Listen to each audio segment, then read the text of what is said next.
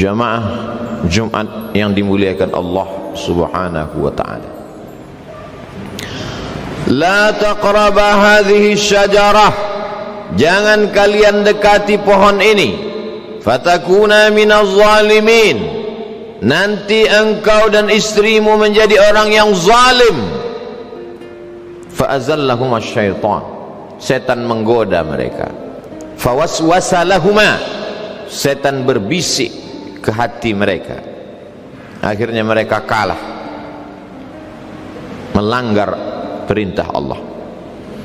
Lalu kemudian dia sadar dan bertaubat. Inilah doa yang paling tua yang dibacakan oleh Adam dan Hawa, sampai hari ini dibacakan oleh anak cucu keturunan Adam.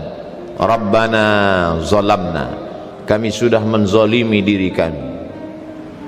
Wa illam taghfir lana, Rabbana zalamna anfusana wa illam taghfir lana wa tarhamna lanakunanna minal khasirin. Lalu jamaah menjawab amin, padahal di dalam ucapan itu tidak ada doa. Rabbana zalamna anfusana wa illam taghfir lana wa tarhamna lanakunanna minal khasirin. Di dalamnya tak ada permohonan, di dalamnya tak ada permintaan, di dalamnya tidak ada meminta supaya diampunkan dosa. Rabbana, Rabb kami, kami di situ Adam dan Hawa. Zalamna anfusana, kami sudah menzalimi diri kami, kami sudah menganiaya diri kami karena melanggar perintahmu. Wa illam taghfir lana, kalau kau tidak mengampuni kami. Wa tarhamna, kalau kau tidak merahmati kami. Lanakunanna minal khasirin, pastilah kami masuk orang yang rugi ya Allah. Nabi Adam malu untuk berkata kepada Allah, Rabbana ghafir lana. Nabi Adam malu untuk meminta kepada Allah, irhamna. Maka dia hanya mengaku saja. Orang yang bersalah mengaku dan malu untuk meminta. Adab. Dalam Quran aja dikatakan Rabbana zalamna anfusana wa illam taghfir lana wa tarhamna lanakunanna minal khasirin. Tapi dalam hadis ada tambahan, Allahumma inna nas'aluka bihaqqi nabiyyika. Allahumma inna, kami meminta kepada engkau ya Allah, berkat kemuliaan dia Muhammad sallallahu alaihi wasallam, ampunkanlah dosa kami. Adam alaihi salam meminta kepada Allah dengan menyebut nama Muhammad sallallahu alaihi wasallam, padahal orangnya belum lahir, jasadnya belum ada. Jangankan Sayyidina Muhammad sallallahu alaihi wasallam, Muhammad anak Abdullah, anak Abdul Muttalib, anak Hashim, anak Abdi Manaf, anak Qusay. Qusay pun belum lahir, tapi Adam sudah menyebut namanya. Allah bertanya bukan karena Allah tak tahu, Allah maha tahu. Allah hanya ingin beritahu kepada siapapun yang tak tahu dan tak mau tahu tentang dia. Kau berdoa kepadaku, kau sebut namanya. Dari mana kau tahu namanya?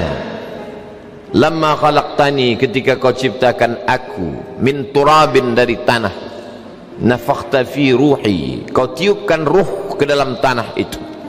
Summa rafa'tu ra'si, kemudian ku angkat kepalaku. Yang pertama ku lihat di tiang arash, yang pertama ku pandang di tiang singgasana adalah nama dia. Aku tak tahu siapa dia, tapi aku yakin dan percaya tak mungkin namanya bersanding dengan namamu ya Allah, kecuali kalau dia bukan memiliki, pastilah dia mempunyai kedudukan yang tinggi di antara makhlukmu. Maka aku minta kepada engkau supaya ampunkan aku dengan menyebut nama Muhammad sallallahu alaihi wasallam. Diampunkan Allah dosa Nabi Adam, diampunkan Allah dosa Hawa karena menyebut nama Muhammad sallallahu alaihi wasallam. Hadis ini disebutkan oleh Sayyid Muhammad Alawi bin Abbas Al-Hasani Al-Maliki, keturunan Sayyidina Al-Hasan, anak Fatimah anak Nabi Muhammad sallallahu alaihi wasallam dalam kitab Mafahim Yajib an Tusahhah, disebutkan dengan berbagai macam komentar ulama. Bahkan Ibnu Taimiyah pun memuat beberapa hadis yang seirama dengan ini dalam kitab Majmu' Fatawa. Apa maknanya? Orang sehebat Adam sekalipun, kalau tidak menyebut Muhammad sallallahu alaihi wasallam, tidak akan diterima Allah subhanahu wa ta'ala. Itulah mengapa khutbah Jumat ini akan batal. Dan khutbah kalau batal berganti solat hari ini menjadi solat zuhur kalau tidak menyebut namanya.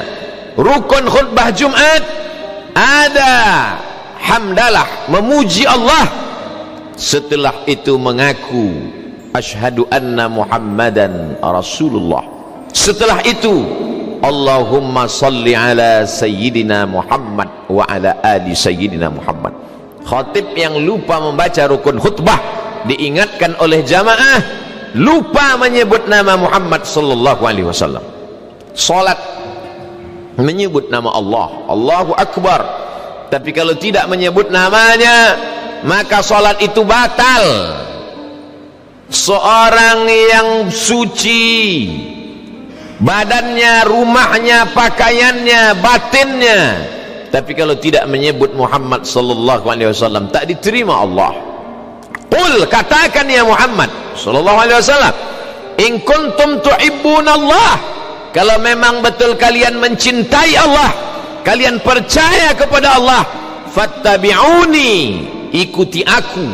Satu-satunya jalan adalah jalan yang dibawa oleh Muhammad sallallahu alaihi wasallam. Siapa yang tidak mengikut jalan Muhammad sallallahu alaihi wasallam, aslim, masuk Islamlah engkau, taslam, kau akan selamat.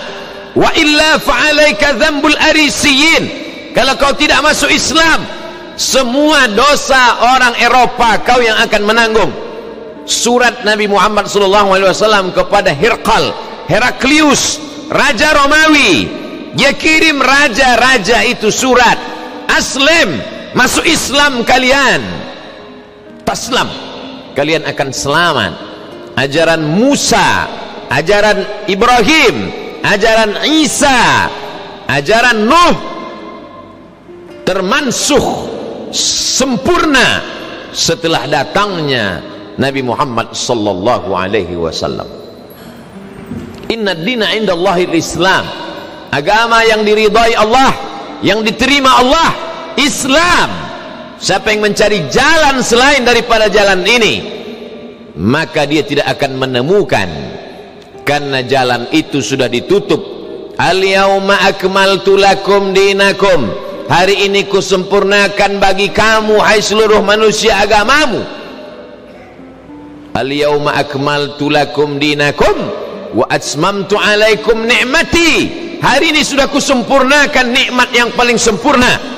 Nikmat yang paling sempurna adalah waraditu lakumul Islam madina, aku ridai Islam sebagai agama kamu. Itulah mengapa Nabi SAW mengajak Abu Lahab, mengajak Abu Jahal, mengajak penguasa Romawi, berkirim surat kepada Raja Kisra Persia, aslim, masuk Islamlah engkau. Raja Persia menyobek-nyobek, mengoyak-ngoyak surat Nabi Muhammad SAW. Sebagaimana Raja Persia menyobek, mengoyak suratku ini, begitulah Allah akan menyobek dan mengoyak kerajaan Kisra. Akhirnya Persia hancur lebur, bersyahadat menjadi negeri Islam. Kita mengenal kitab Sahih Al-Bukhari, ditulis oleh Muhammad bin Ismail bin Ibrahim bin Al-Mughirah bin Bardisbah. Bardisbah datuk Imam Bukhari yang kelima, orang Persia. Nabi mendoakan Persia tidak dengan doa jahat, hancurkan Persia, ratakan dengan tanah, tidak. Dia doakan supaya hancur lebur kekuasaan kerajaan Persia, tapi anak cucu orang Persia menjadi ulama-ulama. Sahih Bukhari, Bukhara, Bukhara, Uzbekistan, Persia. Sunan Tirmidzi, Termez, perbatasan Uzbekistan dengan Afghanistan, Persia. Imam Abu Hamid Al-Ghazali, Persia. Terlalu banyak nama-nama ulama dari Persia berkat doa Nabi Muhammad SAW, dan mereka adalah ahlus sunnah wal jamaah sebelum dikuasai oleh dinasti Safawi yang dilanjutkan oleh rezim yang berakhir dengan kekuasaan Syiah. Ulama-ulama Persia adalah ahlus sunnah wal jamaah. Jamaah Jumat yang dimuliakan Allah Subhanahu wa taala, tidak akan diterima siapapun kecuali dengan mengikut Muhammad sallallahu alaihi wasallam. Itulah mengapa orang-orang modern selevel Rene Geno, tulisan Latinnya Rene Guénon, filosof barat, akhirnya bersyahadat, tersimpuh dan berkata asyhadu an la ilaha illallah wa asyhadu anna muhammadar rasulullah, merubah namanya menjadi Abdul Ahad. Rene Geno menjadi Abdul Ahad, hamba Allah. Dia ingin diakui di hadapan Allah Subhanahu wa taala. Fridtjof Swan masuk Islam, bersyahadat. Ada yang malu-malu untuk bersyahadat, tapi memuji-muji Nabi Muhammad sallallahu alaihi wasallam. 100 ranking influential person in history. 100 orang ranking tingkatan level manusia, influential person, manusia paling berpengaruh in history, dalam sejarah manusia. Semua tokoh-tokoh dia tulis, tapi nomor satu dia buat Sayyidina wa Maulana Muhammad sallallahu alaihi wasallam. Michael H. Hart, diundang dia oleh Majelis Tinggi Agama Islam Mesir untuk mempresentasikan kenapa tidak Islam, tapi dia buat Nabi Muhammad nomor satu. Karena dia katakan ada orang hebat karena bapaknya hebat, ada raja-raja karena bapaknya raja. Tapi Muhammad sallallahu alaihi wasallam meninggal ayahnya ketika dia 2 bulan dalam kandungan ibunya. Di saat dia dalam peluk cium kasih sayang seorang ayah, ibu sebagai pengganti ayah, meninggal pula ibunya, dibesarkan oleh pamannya. Sebelum itu dia diasuh oleh pamannya, diasuh oleh datuknya bernama Abdul Muttalib. Ketika dia berlari-lari di atas kasur empuk yang diletakkan di samping Ka'bah, anak-anak Abdul Muttalib tak ada yang berani duduk di atas kasur itu. Tiba-tiba Muhammad sallallahu alaihi wasallam berlari-lari di atas kasur itu. Anak-anak Abdul Muttalib melarang, jangan. Kata Abdul Muttalib, da'hu, biarkan dia berlari-lari, dia cucu kesayanganku, anakku bernama Abdullah sudah meninggalkan dia, aku ingin memeluk dan menciumnya. Dibesarkan oleh kasih sayang datuk. Tak lama sesudah itu pamanlah yang membesarkan dan menjaganya. Tapi di saat dia perlu kasih sayang, dukungan seorang paman, saat dia membawakan dakwahnya untuk mengatakan la ilaha illallah, di situ pula lah paman itu meninggalkannya. Istri tercinta Khadijah Al-Kubra pun di tahun yang sama meninggalkan dia, tapi dia tetap bangkit karena dia tidak kuat karena manusia, dia kuat karena dia bersama dengan Allah. Siapa saja yang bersama dengan Allah maka dia akan kuat. Saat mereka berada di dalam gua, diabadikan dalam Al-Quran, idhuma fil ghari, ketika dia bersama dengan sahabatnya Abu Bakar Siddiq, idh yaqulu li sahibihi, dia berkata kepada sahabatnya, la tahzan, la tahzan, jangan kau sedih, la tahzan, jangan kau cemas, la tahzan, jangan kau takut, innallaha ma'ana, Allah bersama kita. Bersama dengan hartamu kau akan dihormati orang, setelah hartamu hilang kau akan diinjak. Bersama dengan kekuasaanmu kau akan dimuliakan orang, sampai masanya kau tak lagi berkuasa, kau diremehkan, disepelekan orang. Bersama kau dengan Allah, Allah tak akan pernah mati. Hayyun la yamut, man kana ya'budu Muhammadan fa inna Muhammadan qad mata. Siapa yang menyembah Muhammad, sesungguhnya Muhammad mati. Man kana ya'budullah, siapa yang menyembah Allah, fa innahu hayyun la yamut, Allah maha hidup tak akan mati. Siapa dia? Allah. Adakah Tuhan selain dia? La ilaha illa huwa. Apakah dia hidup? Al-hayyu, dia maha hidup. Apakah dia mengatur hidup kita, mengatur rezeki kita? Al-qayyum, dia mengatur. Tidak ada bumi yang basah, tak ada bumi yang kering, tak ada ranting yang patah, tak ada daun yang jatuh, kecuali atas kehendak dan kuasa dia. Innama amruhu idza arada syai'an ay yaqula lahu kun fayakun. Itu yang diajarkan Muhammad sallallahu alaihi wasallam. Hari ini hampir setengah dunia dikuasai oleh umat yang diajarkan tentang kelembutan dan kasih sayang.